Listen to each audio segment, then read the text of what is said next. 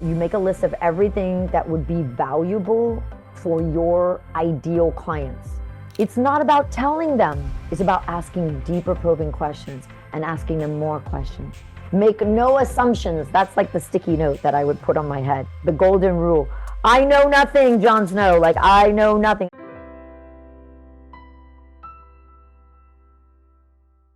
Are you starting to feel or see how everything is about sales? Your entire business model, like really feel this, all marketing is sales. All social media is sales. All email, all copywriting, messaging is sales.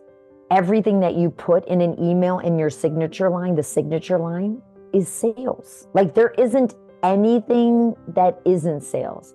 Aligned prospecting is pre-selling the sale.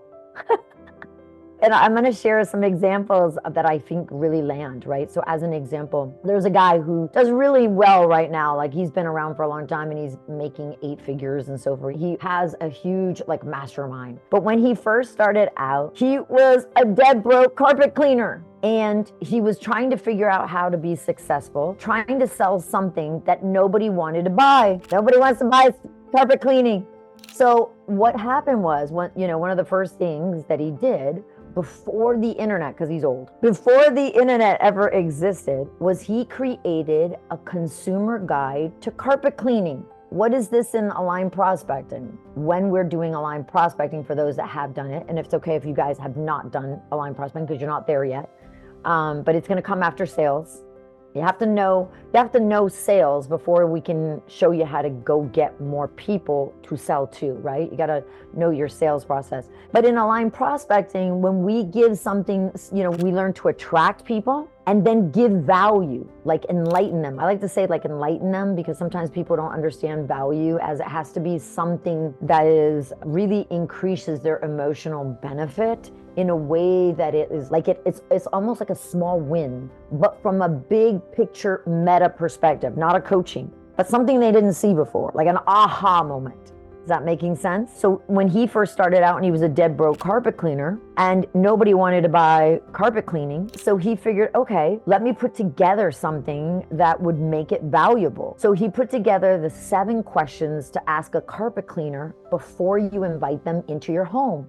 Okay, he's pre-selling. That's sales. The next thing he did was he made, as another giveaway, the 8 mistakes to avoid when choosing a carpet cleaner. Value, right? Like if you're a consumer and you're like, I don't freaking know, I don't really want to clean my carpet, I don't even want to pay for it. But at least now you feel good about exchanging your money for someone else to clean your carpets because you feel like you got value, right? And so he would do this, like how to avoid 4 carpet cleaning ripoffs, 4 ways that carpet cleaners rip you off. That's value. He's overcoming objections. You see that? That's sales. That's all sales. Everything is sales. Like the difference between value and price. What to do with carpet cleaning with crawling critters when you have pets. Right? Like value, real value. So here's why I want to say that to start you guys out with. If you've not done sales, perfect, you're in the right place. We're going to give you more sales and of course answer any questions. And if you've already done sales and you're wanting to expand on it, here's the thing that you can do. You can make a list of everything that, if you're already selling, this is for those that are already selling. You make a list of everything that would be valuable for your ideal clients. Okay, now remember, they're consumers. I just want to remind people this. What does it mean to be a consumer? As a consumer, when you're talking to people in aligned prospecting, right? Or pre-selling in a discovery call, before you go to a call, anytime you're talking to people, right? Before they paid you, if they haven't paid you, they never gave you permission. I'm going to say that again. If they have not paid you, you don't have permission. So the biggest key you want to remember is when you're doing marketing, prospecting, messaging, right? Any social media, any copywriting, right? Anything like that. All of this is sales, okay? But you have to talk to them from where they are before, you have to meet them exactly where they are and, move them to the next right step. So that's the key. Like, you can't talk to them like this is all marketing messaging and they've got a different point A. They're going to always have the wrong problem. Okay. They're going to come with the wrong problem. They're going to maybe be present to the symptom, but they're not going to have the real deeper lying underlying root cause or anything like that, which is why they stay stuck circling sabotaging. But you can't, here's the biggest thing, you don't want to talk to them or coach them as from being an expert, because they haven't gone there yet. So it's kind of like you're trying to speed up the journey or to determine how fast they grow. You want to meet them where they're at and just bridge them to the next right step, which is why all sales, when you guys are seeing all my sales, it's not about telling them. It's about asking deeper probing questions and asking them more questions. And it's like you're building rapport. You're like, you're having connection with them, asking more questions. You never want to answer a question that wasn't asked. Do not assume anything. Make no assumptions. That's like the sticky note that I would put on my head. The golden rule. I know nothing, Jon Snow. Like, I know nothing. I would literally like come to every interaction and start a conversation as if I know nothing about this person, so that my mind would not make any assumptions or put them further than where they were or put them behind where they were. Make no assumptions. So we're going to dive into questions and so forth and ask them. And then, so here's the thing for those that already have been selling and so forth.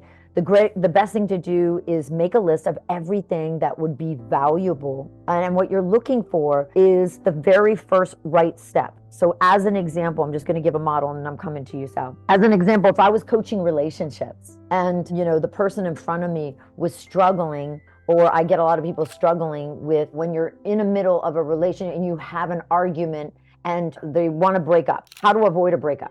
I'm just giving that as an example. I'm not a relationship coach, but I'm just going to make this shit up. And so like that, right? You're just going to be like, oh my God, I don't know what to do. And then the very first thing you could do, I had a guy that did this, by the way, this piece here. I don't know what he called that first piece, but that's what I'd call it, something like that.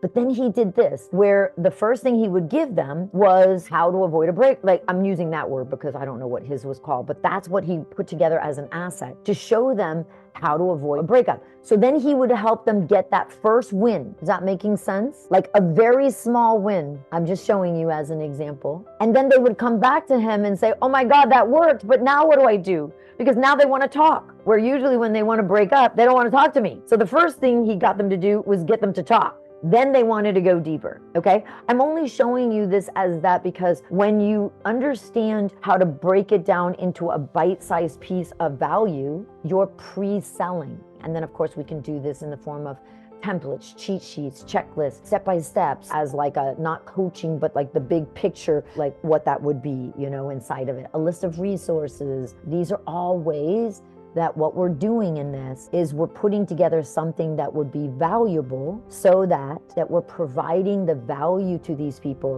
whoever our ideal client is first. So we're giving before we're getting.